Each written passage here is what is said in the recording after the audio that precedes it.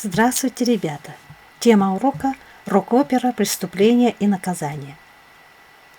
Сегодня мы обратимся к творчеству современного российского композитора Эдуарда Артемьева. Его имя у многих ассоциируется с электронной музыкой, необычными звучаниями, которые вызывают удивление, восхищение, а порой и даже недоумение. Но при этом его композиторский стиль легко различим в современном звуковом космосе по характерному и совершенно необъяснимому акустическому комфорту, исключительному богатству оттенков музыкального языка. Его особый образный мир, потрясающее чувство пространства, поражают воображение. Академическое образование Артемьев получил в Московской государственной консерватории по классу композиции Юрия Шапорина. Встреча с инженером Евгением Мурзиным, создателем одного из первых в мире синтезаторов, решила его судьбу. Это произошло в 1960 году. В 1968 году на Интернациональном конгрессе электронной музыки во Флоренции Мурзин представлял свой музыкальный инструмент АНС. Это было чудо советской электроники, которое изобретатели назвали в честь русского композитора Александра Николаевича Скрябина по его инициалам АНС. Вместе с удивительным инструментом в Европу приехала и экспериментальная музыка Артемьева, после чего в итальянской прессе появилось знаменательное сообщение. Один из ведущих центров электронного авангарда находится в Москве.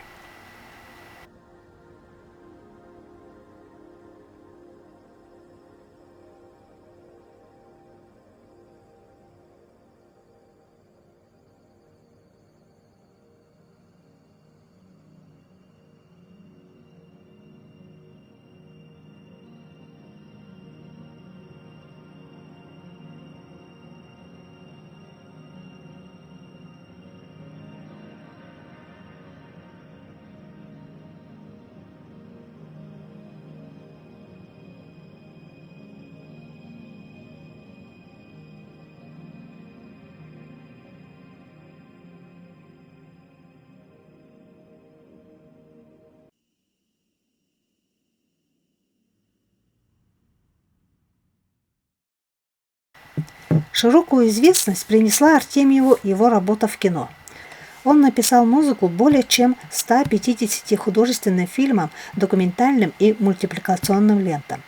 Среди них 3 работы Андрея Тарковского: «Солярис» 1972 год, «Зеркало» 1975 год, «Сталкер» 1978 год, фильмы Михалкова, Кончаловского и Абдрашитова. Благодаря работе в кино появились и лучшие его песни: «Полет на дельтаплане», «Затихло где-то танго», оригинальные песни-баллады, песни-поэмы, звучащие в исполнении Валерия Леонтьева, Жанны Рождественской, Роксаны Бабаян.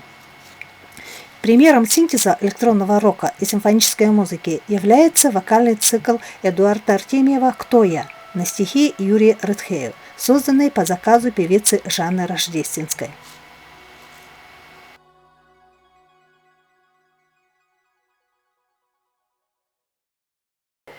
Более 35 лет назад композитор Эдуард Артемьев начал работать над новым крупным сочинением по мотивам романа Достоевского «Преступление и наказание». Бедный студент убивает старуху-проценщицу. Эта история, как под лупой микроскопа, показывает таинственный мир души человеческой, бездонный, как пропасть греха, и возвышенный, как смиренное покаяние. Первоначальный замысел подсказал композитор-режиссер Андрей Кончаловский в соавторстве с поэтом Юрием Решенцевым, и при участии Марка Розовского было создано либретто оперы «Мистерии Раскольников». Но по разным причинам это невероятно одаренные люди долго не могли воплотить свой замысел в жизнь. Менялись времена, и переписывалась концепция спектакля. По мере изменения либретто изменилось и название. В итоге, к началу 21 века под названием «Преступление и наказание» появилась современная партитура рок-оперы. Поймут меня,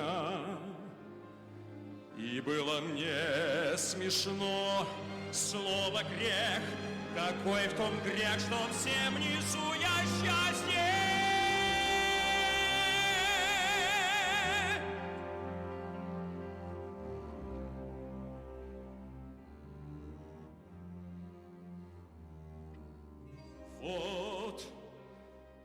сбылось.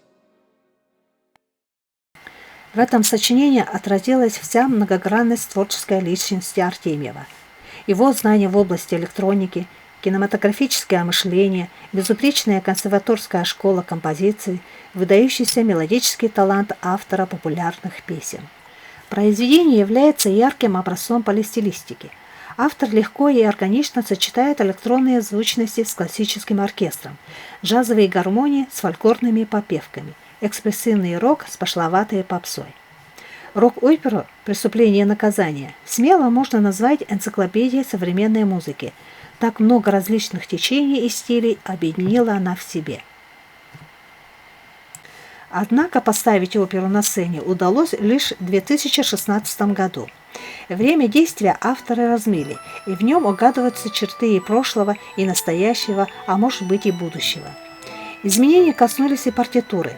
Из 4-часового материала был собран более компактный вариант, в котором, однако, сохранены все музыкальные стили, задуманные композитором. Здесь переплетаются и рок, и фольклор, и городской романс. Лейтмотивом через весь спектакль проходит образ шарманщиков, который бесстрастно и нарочито просто комментирует весь ход событий. Наш род не знал запрета, как волк или змея, и вздох наш был случайен, и взгляд был полон тьмы, покуда святых тайн. Большая часть действий происходит на Сенной площади, где кипит пестрая многоликая шумная жизнь. По замыслу режиссера Сенная символизирует собой всю Россию.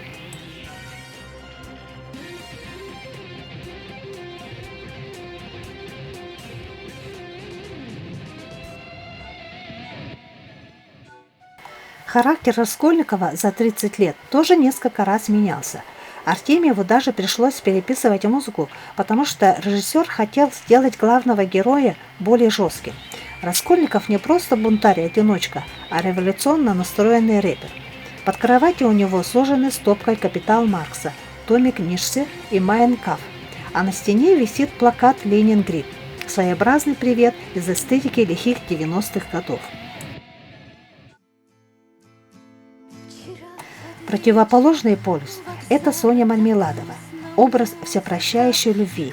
Она является символом бесконечного страдания и самопожертвования во имя ближнего. И господин, что был со мной, он был не грубый и не злой. Рок-опера звучит мощно и современно. Каждая мелодия помогает максимально раскрыть характеры персонажей. Оригинальное прочтение классического романа не только помогает молодому поколению приблизиться к одному из шедевров русской литературы, оно заставляет задуматься. Как различить добро и зло? Как найти свою дорогу между смирением и гордыней? Сколько бы ни прошло десятилетий, ответы на эти вопросы придется искать каждому из нас.